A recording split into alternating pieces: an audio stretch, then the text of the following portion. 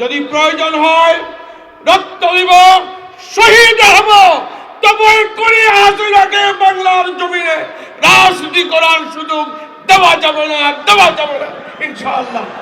প্রিয় ভাই সব, এরপর আমি বলতে চাই, বাংলাদেশ শ্রমজীবী মানুষ, আজকে দেশের অর্ধেক মানুষ শ্রমজীবী মানুষ, কিন্তু সকলের ভাগ্যের পরিবর্তন হয়। এই শ্রমজীবী মানুষগুলোর ভাগ্যের কোনো পরিবর্তন হয় না। দেশ পরিবর্তন হয়, সরকার পরিবর্তন হয়। ভাগ্যের পরিবর্তন করতে হলে, শ্রমজীবী মানুষের অধিকার আদায় করতে হলে ইসলামী শ্রমনীতি প্রতিষ্ঠার মাধ্যমে, একটি কল্যাণমুখী রাষ্ট্র প্রতিষ্ঠার মাধ্যমে ইসলামী শ্রমনীতি বাস্তবায়নের জন্য এগিয়ে আসতে হবে। মালিক শ্রমিক ভাই ভাই মিলেমিশে এই বাংলার মানুষকে মুক্ত করার জন্য, স্বাধীন করার জন্য, অর্থনৈতিক সমৃদ্ধশালী করার জন্য শ্রমিক বান্ধব একটি দেশ করতে হবে, সমাজ রাষ্ট্র করতে হবে। এই জন্য সকলের কাছে উদাত্ত আহ্বান জানাই। সংগ্রামী সমাবেশ, আজকের এই কর্মী সম্মেলনে এখন বক্তব্য রাখবেন বাংলাদেশ জামায়াত ইসলামী কক্সবাজার জেলা শাখার সম্মানিত অ্যাসিস্ট্যান্ট সেক্রেটারি, জেলা শ্রমিক কল্যাণ ফেডারেশনের সভাপতি জনাব শামসুল আলম বাহাদুর ভাই।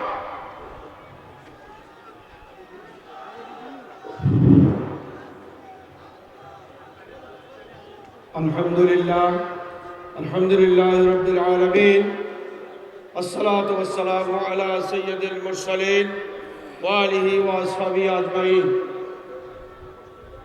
সংগ্রামী ভাই সব, প্রাণপ্রিয় সংগঠন শহীদি কাফেলা বাংলাদেশ জামায়াত ইসলামী কক্সবাজার জেলা শাখার উদ্যোগে পর্যটন রাজধানী কক্সবাজার সরকারি কলেজ মাঠে বিশাল কর্মী সম্মেলনের সংগ্রামী সভাপতি, বাংলাদেশ জামায়াত ইসলামী কেন্দ্রীয় মজলিস শুরার সদস্য, উখিয়া টেকনাফের জনমানুষের প্রিয় বন্ধু, বাংলাদেশ জামায়াত ইসলামীর সংগ্রামী আমির জনাব অধ্যক্ষ মৌলানা নূর আহমদ আনোয়ারি, উপস্থিত আছেন কেন্দ্রীয় অ্যাসিস্ট্যান্ট সেক্রেটারি জেনারেল কক্সবাজারের কৃতি সন্তান জনাব মোহাম্মদ শাহজাহান ভাই সহ কেন্দ্রীয় এবং জেলা নেতৃবৃন্দ, উপস্থিত সংগ্রামী ভাই সব, ভাই ও বোনেরা,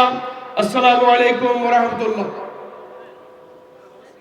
আপনারা জানেন, এই ফ্যাসিস্ট আওয়ামী লীগ সরকারের পতনের পরে এই বাংলার মানুষ একটু স্বস্তির নিঃশ্বাস ফেলেছিল, আরামে থাকতে পারবে, ব্যবসা বাণিজ্য করতে পারবে, বিভিন্ন কাজ কর্ম যার যেটা করতে পারবে।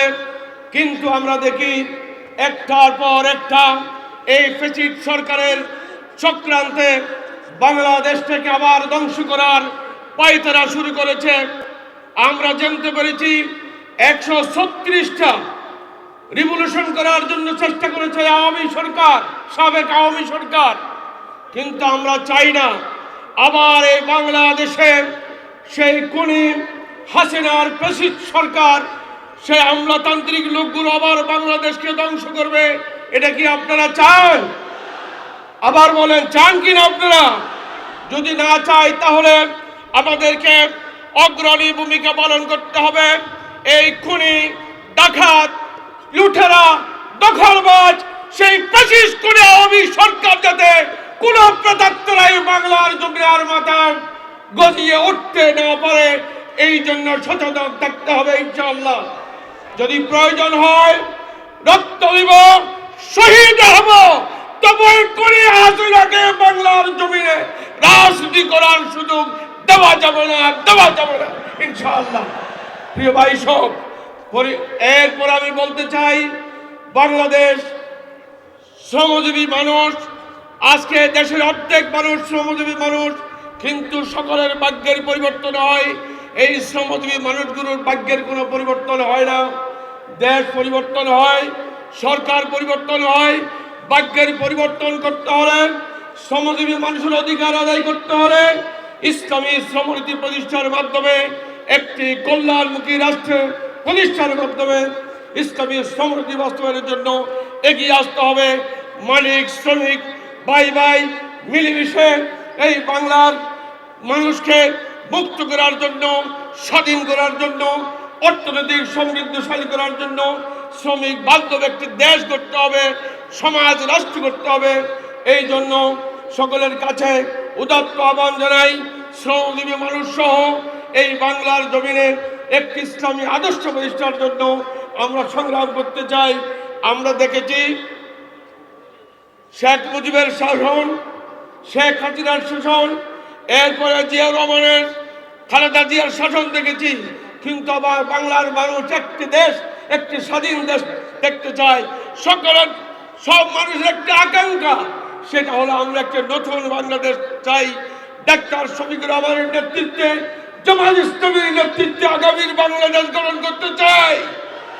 আপনারা কি চান? সকলে যদি চাইতে হয় আগামী নির্বাচনে বাংলাদেশ জামাত ইসলামীর নেতৃত্বে শ্রমজীবী মানুষদের ঐক্যবদ্ধ করে একটি ইসলামী সরকার গঠনের জন্য আমরা সকলের কাছে উদাত্ত আহ্বান জানিয়ে ইসলামের বাংলাদেশ, শহীদ সাইদি সাহেবের বাংলাদেশ, শাহজালালের বাংলাদেশ গড়ার জন্য উদাত্ত আহ্বান জানিয়ে কক্সবাজারবাসীকে আবার ধন্যবাদ, মোবারকবাদ জানিয়ে আবার বক্তব্য শেষ করছে।